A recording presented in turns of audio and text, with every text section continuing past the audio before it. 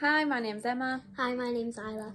And this year we're taking part in the Sepsis Savvy walk, raising awareness and funds for the UK Sepsis Trust in honour of our son And my brother, Ezra. Ezra died very quickly and unexpectedly of sepsis in December 2019 following a very quick illness. I miss him.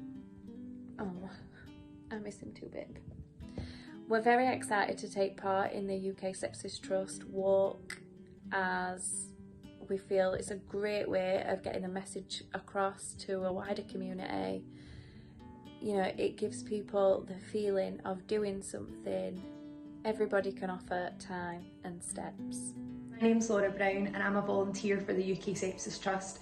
I've been volunteering for the Trust now for a few years after contracting sepsis myself from a strep A infection 5 weeks postnatally back in 2016 from tonsillitis after having my little girl Blair.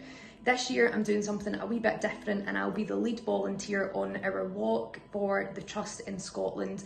We'll be walking 6 miles to raise much needed funds and awareness across our community, Greater Glasgow and the rest of Scotland for the Sepsis Trust. My name is Terence Canning. My sepsis story began back in June 2012 when sadly and very suddenly I lost my brother Mark to sepsis. He was only aged 41 years old, married with a 3-year-old daughter. His whole life was ahead of him. I'll be joining the National Walk for Sepsis on March the 25th in Aberdare, South Wales. Along with family and friends, we hope to raise much needed awareness of this killer condition. My name is Michelle Christopher. My sepsis story began in 2015. I had recently lost my daughter Chloe, who had just turned 17, to sepsis. Chloe had been a little poorly Christmas week with what we all thought was a heavy cold. This didn't stop her cooking with her boyfriend, going out over Christmas and laughing and joking, watching Hollyhocks with her best friend on that awful evening. That evening, Chloe became unwell and around 25 to 11 collapsed in front of us. "Ma'am, I don't feel very well," imprinted on my mind. Emergency services were amazing, but on New Year's Eve 2014, Chloe passed away. 5 months later, May the 5th, 2015, we heard that Chloe had an E. coli urine infection, which led to sepsis and a cardiac arrest. We had never heard of sepsis. I put in together this walk on March the 25th in memory of Chloe, but also other families who have lost loved ones to this deadly condition. The UK Sepsis Trust is special to me as they are committed to empowering everyone's knowledge about sepsis. My name's Teresa and I'm a volunteer with the UK Sepsis Trust. My son Ben died on the 20th of February 2018, aged 20. Ben had gone into hospital to have a spinal cord tumour removed. After the operation, he went into septic shock.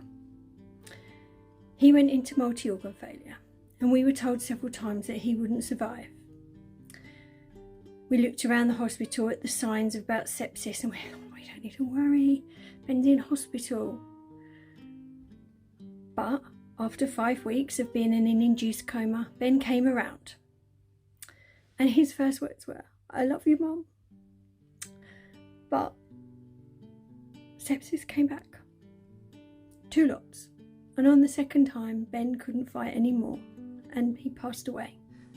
My name is Sharon and I'm telling you the story of our beloved daughter Chloe that we lost in 2018 at the age of 20.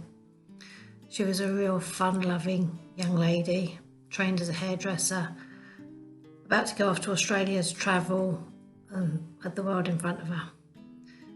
She ended up having an appendix operation in hospital and sepsis was never ever mentioned to us once throughout the whole stay until the very end. I had never heard about sepsis. If I knew what I know now, things could have been different. My name's Melissa Mead and I'm an ambassador for the UK Sepsis Trust. In 2014, I lost my 1-year-old son William to sepsis and we didn't know what sepsis was, and William was sent home when he was really, really poorly. At the time, we were kind of thrust into a world where I felt really alone. And as a family, we felt we didn't have any support. And the first thing that everyone does is they Google. And then I found the UK Sepsis Trust, and I found people. I found people that knew and understood what we as a family were going through. And it gave me hope. The charity gave me hope back.